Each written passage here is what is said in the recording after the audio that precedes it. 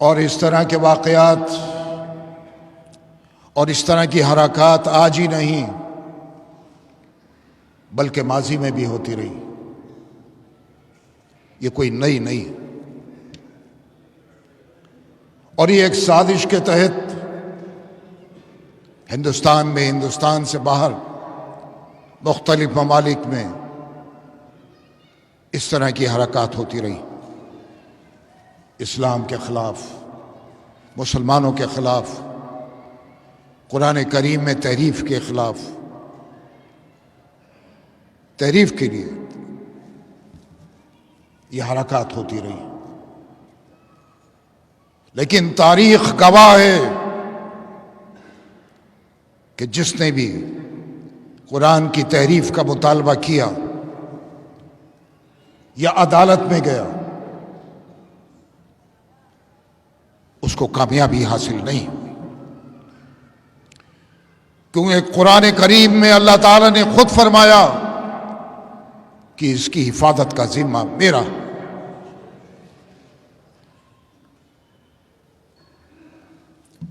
اور فرمایا اللہ تعالیٰ نے قرآن کریم میں وَإِن كُنتُمْ فِي رَيْبٍ مِّمَّا نَزَّلْنَا عَلَىٰ عَبْدِنَا فَأْتُوا بِسُورَةٍ مِّن مِّثْلِهِ وَادْعُوا شُهَدَاءَكُم مِّن دُونِ اللَّهِ إِن كُنتُمْ صَادِقِينَ فَإِن لَّمْ تَفْعَلُوا وَلَن تَفْعَلُوا فَاتَّقُوا النَّارَ الَّتِي وَقُودُهَا النَّاسُ وَالْحِجَارَةُ.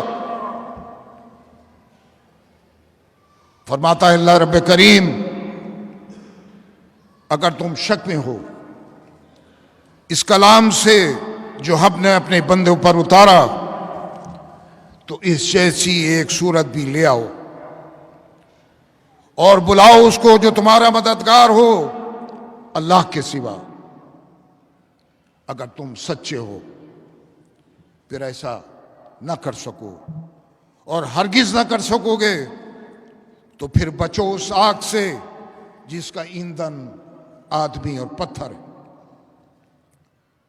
اور پھر فرماتا ہے رب کریم قرآن کریم میں اِنَّا نَحْنُ نَزَّلْنَا الذِّكْرَ وَإِنَّا لَهُ لَحَافِظُونَ. یقیناً قرآن کو اتارنے والے ہم ہی ہیں اور ہم ہی اس کی ہر قسم کی حفاظت کریں گے. تو پھر ہے دنیا کی کوئی طاقت جو قرآن کے ایک نقطے کی بھی تبدیلی کر سکے؟ ایک زبر، ایک زیر کی بھی تبدیلی کوئی لا سکے؟ آپ کو یاد ہوگا چاند مل چوپڑا نام کے ایک شخص نے کئی سال پہلے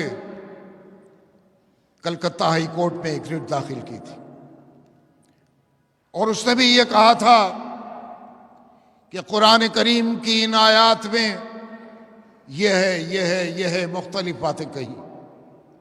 ان کو دہرانا بھی مناسب نہیں،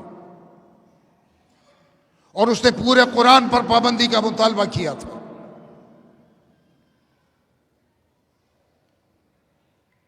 اس وقت بنگال کے علماء نے، بنگال کے اہم وکلاء نے مشورہ کیا، اور مشورے کے بعد وکلاء نے یہ طے کیا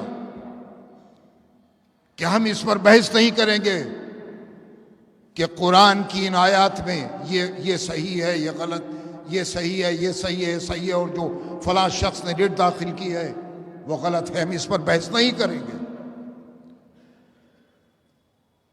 اور بحث صرف اس پر ہوگی کہ کیا آسمانی کتاب پر پابندی لگائی جا سکتی ہے.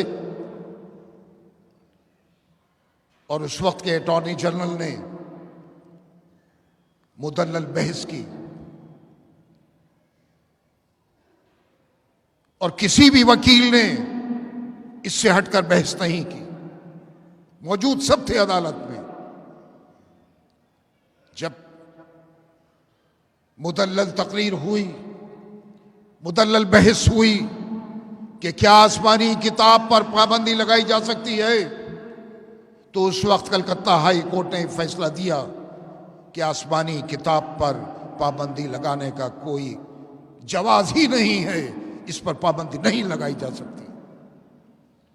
اور کون لگا سکتا ہے؟ جیسے میں نے عرض کیا کہ جس وحدہ لا شریک نے یہ وعدہ فرمایا کہ اس کی حفاظت کی ذمہ داری میری ہے، تو دنیا کی کوئی طاقت قرآن کریم کی پر پابندی نہیں لگا سکتا۔